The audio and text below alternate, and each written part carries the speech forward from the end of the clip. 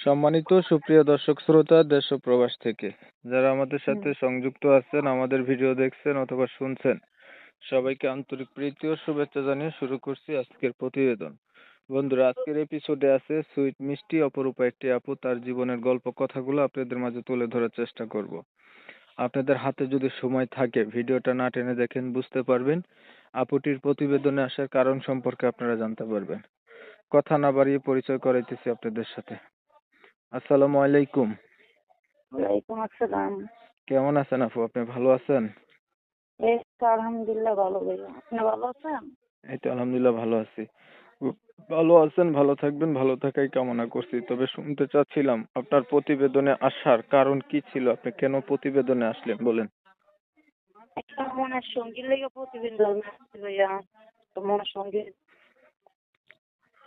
মা পরিবারে পরিবারে আছে কে কে আপনার? মা একটু জোরে কথা বাসা বলেন, বাড়িতে কথা আসে না। আপনার পরিবারে আছে কে কে?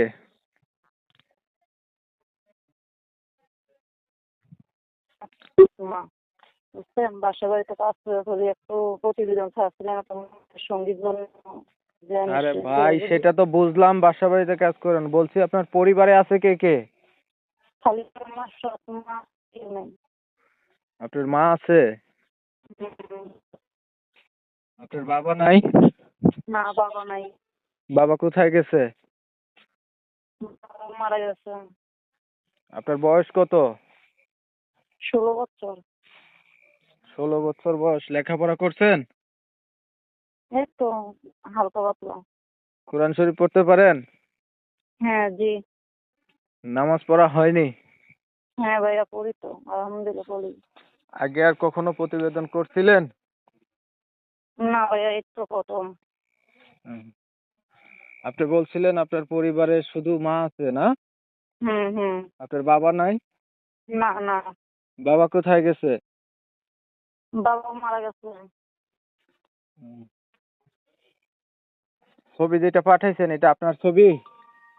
হুম, এটা আমার ছবি। ধরেন একটা মনের মতো মানুষ আপনি পাইলেন, মানুষটার বয়স বেশি হইলো, দেখতে কালো হইলো, আগে বিয়ে করছে এমন হইলো, তখন আপনি হুম, কি করবেন? সেরকম হইলেও ভালো হইব, সমস্যা নাই। সে যদি আমাকে চায় আমিও তারা চাবো, সমস্যা কি? দুইজন আমাদের দুজনের ভালোবাসা মিল থাকে, অবশ্যই করবো। হুম। বুঝছেন ভাইয়া? তো ঠিক আছে, আপনি ভালো থাকবেন। আপনার বিষয়টা আমি একটু ক্লিয়ার করে দেই। প্রিয় দর্শক শ্রোতা, শুনছিলেন, কথা বলছিলাম, এই যে আপুটি দেখতে চমৎকার সুন্দরী, প্রতিবেদনে আসছে, ভালো একটা মনের মতো মানুষ চায়। তার পরিবারে জানলাম বাবা নাই, মায়ের কাছে থাকে, 16 বছর বয়স, অল্প কিছু লেখাপড়া আছে। আমি হচ্ছে ইউটিউবের কমিউনিটি গাইডলাইনের কারণে আপুটির নাম ঠিকানা নিতে পারি নাই। যারা হচ্ছে এই আপুটির নাম ঠিকানা জানতে চান বা এনার সঙ্গে কথা বলতে চান, তারা চাইলে সরাসরি এই আপুর মোবাইল নম্বরে ফোন দিলে জানতে পারবেন।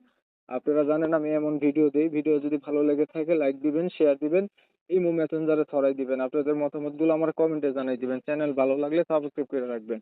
সবাই ভালো থাকবেন, সুস্থ থাকবেন, আল্লাহ হাফেজ।